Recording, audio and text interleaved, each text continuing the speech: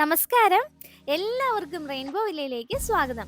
ഇന്നത്തെ നമ്മുടെ റെസിപ്പി വളരെ പെട്ടെന്ന് ഉണ്ടാക്കാവുന്ന ഒരു ബ്രേക്ക്ഫാസ്റ്റ് ഐറ്റം ആണ്. തലേദിവസം മാവ് കലക്കി വെക്കേണ്ട ഒരാവശ്യവും ഇല്ല. അല്ലാതെ തന്നെ രാവിലെ ഇൻസ്റ്റന്റ് ആയിട്ട് ഉണ്ടാക്കിയെടുക്കാവുന്ന ഒരു സ്റ്റഫ്ഡ് ഇഡലി റെസിപ്പിയാണ്. മിക്കവരും പൊട്ടറ്റോ ഒക്കെ സ്റ്റഫ് ചെയ്ത് ഇഡലിയൊക്കെ കഴിച്ചിട്ടുണ്ടാവും. അതിൽ നിന്നൊക്കെ ഇത്തിരി വ്യത്യസ്തമായിട്ടുള്ള ഒരു റെസിപ്പിയാണിത്. അപ്പോൾ ഇത് ഉണ്ടാക്കാനായിട്ട് 1 കപ്പ് റവ എടുക്കുന്നുണ്ട്. ഇതിലേക്ക് 1 ടീസ്പൂൺ ഉപ്പും 1 കപ്പ് വെള്ളവും കൂടെ ചേർത്ത് നന്നായിട്ട് കലക്കിയെടുക്കാം. വെള്ളം കൂടി പോവരുത്. 1 കപ്പ് റവയ്ക്ക് 1 കപ്പ് വെള്ളത്തിന്റെ ആവശ്യമേ ഉള്ളൂ.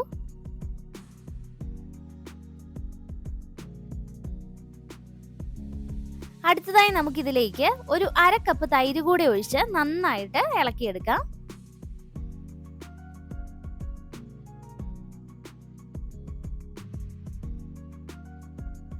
ഒരുപാട് തിക്കാവരുത്, അതുപോലെ തന്നെ ഒരുപാട് ലൂസ് ആവരുത്. ഈ ഒരു കൺസിസ്റ്റൻസി മതി. ഇനി നമുക്കിതൊരു അരമണിക്കൂർ റെസ്റ്റ് ചെയ്യാൻ വെക്കാം. ഈ സമയം കൊണ്ട് നമുക്കിതിന് വേണ്ട ഫില്ലിംഗ് റെഡിയാക്കാം. അപ്പോൾ അതിനായിട്ട് ഒരു പാനിലേക്ക് ഒരല്പം എണ്ണ ഒഴിച്ചു കൊടുക്കാം. എണ്ണ ഒന്ന് ചൂടായി കഴിയുമ്പോഴേക്കും നമുക്കിതിലേക്ക് കടുക് ഇട്ട് കൊടുക്കാം. കടുക് ഒന്ന് പൊട്ടി കഴിയുമ്പോഴേക്കും ചെറുതായിട്ട് അരിഞ്ഞ ഇഞ്ചിയും വെളുത്തുള്ളിയും ഇട്ട് കൊടുക്കാം. വളരെ കുറച്ച് ഇഞ്ചിയും വെളുത്തുള്ളിയും മതിയാവും. ഞാൻ രണ്ടും കൂടെ 1 ടേബിൾ സ്പൂണേ ഇട്ടിട്ടുള്ളൂ. അതല്ല, ഇഞ്ചി വെളുത്തുള്ളി പേസ്റ്റ് ആണെങ്കിൽ 1/2 ടീസ്പൂൺ മതിയാവും.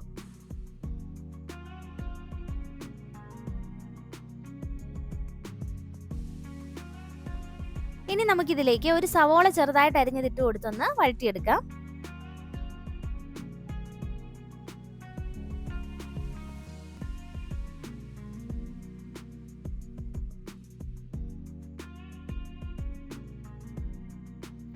സവോള ഒന്ന് വഴന്നു വരുമ്പോഴേക്കും നമുക്കിതിലേക്ക് ഗ്രേറ്റ് ചെയ്തെടുത്ത 1 കപ്പ് ബീറ്റ്റൂട്ട് ഇട്ട് കൊടുത്ത് ഒന്ന് വഴറ്റിയെടുക്കാം.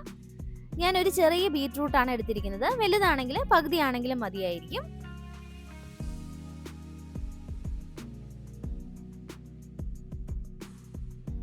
ബീറ്റ്റൂട്ട് ജസ്റ്റ് ഒന്ന് വഴന്നു കഴിയുമ്പോഴേക്കും നമുക്കിതിലേക്ക് 1/2 ടീസ്പൂൺ ഉപ്പ്, 1 ടീസ്പൂൺ മുളക് പൊടി, 1 ടേബിൾ സ്പൂൺ മല്ലിപ്പൊടി, 1/4 ടീസ്പൂൺ ജീരകപ്പൊടി കൂടി ഇട്ട് നന്നായിട്ട് വഴറ്റിയെടുക്കാം.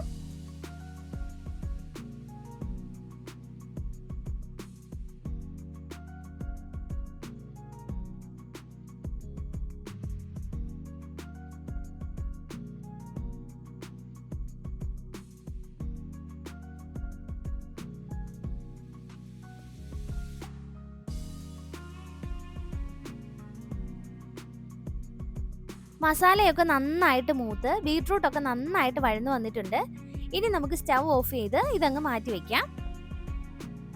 അടുത്തതായി നമുക്കൊരു ഇഡലിത്തട്ടിലേക്ക് എണ്ണയൊന്ന് തൂത്തു കൊടുക്കാം. സാധാരണ ഇഡലി ഉണ്ടാക്കും പോലെ തന്നെ ഇഡലി പാത്രത്തിൽ വെള്ളം ഒഴിച്ചു കൊടുത്തിട്ടാണ് കേട്ടോ ഇഡലിത്തട്ട് വെച്ചിരിക്കുന്നത്. എല്ലാവർക്കും അറിയാവുന്നത് കൊണ്ട് അത് കാണിക്കുന്നില്ലാന്നേ ഉള്ളൂ.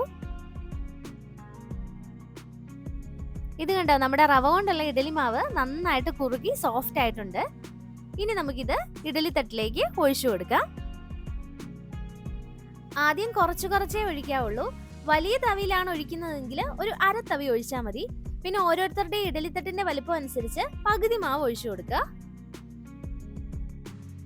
ഇനി നമ്മൾ ഉണ്ടാക്കി വെച്ചിരിക്കുന്ന ബീറ്റ്റൂട്ട് ഫില്ലിങ് ഇതുപോലെ കൈകൊണ്ടൊന്ന് ഉരുട്ടിയെടുത്ത് മാവിന്റെ മിഡിലായിട്ട് വെച്ചു കൊടുക്കുക.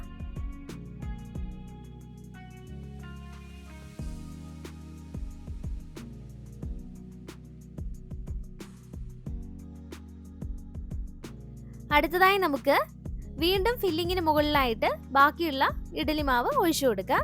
ഒഴിക്കുമ്പോൾ ശ്രദ്ധിക്കണം, ഒരുപാടങ്ങ് ഓവർഫ്ലോ ആവരുത്.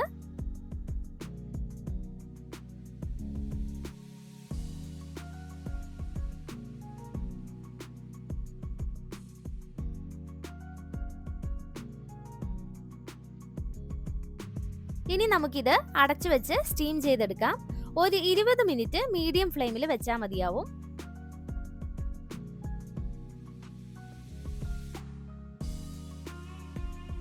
അപ്പോൾ നമ്മുടെ ബീറ്റ്റൂട്ട് സ്റ്റഫ്ഡ് ഇഡലി റെഡി ആയിട്ടുണ്ട്. ഇനി നമുക്ക് ഫ്ലെയിം ഓഫ് ചെയ്തേക്കാം. ജസ്റ്റ് ഒന്ന് ചൂടാറി കഴിയുമ്പോഴേക്കും നമുക്കിത് സെർവ് ചെയ്യാവുന്നതാണ്. നല്ല സോഫ്റ്റ് ആണ്, ഹെൽത്തി ആണ്. കുട്ടികൾക്കൊക്കെ ടിഫിൻ ബോക്സിൽ കൊടുത്തു വിടാനും നല്ലതാണ്. എല്ലാവരും ട്രൈ ചെയ്ത് നോക്കണം. വീഡിയോ ഇഷ്ടപ്പെട്ടാൽ ലൈക്ക് ചെയ്യണം. അതുപോലെ തന്നെ ചാനൽ സബ്സ്ക്രൈബ് ചെയ്യാത്ത എല്ലാവരും ഒന്ന് സബ്സ്ക്രൈബ് ചെയ്തേക്കാമോ? കൂടെ ആ ബെല്ലൈക്കൺ കൂടി ഒന്ന് എനേബിൾ ചെയ്യാൻ മറക്കല്ലേ. അപ്പോൾ അടുത്ത വീഡിയോയുമായി കാണുന്നത് വരെ ബൈ ബൈ.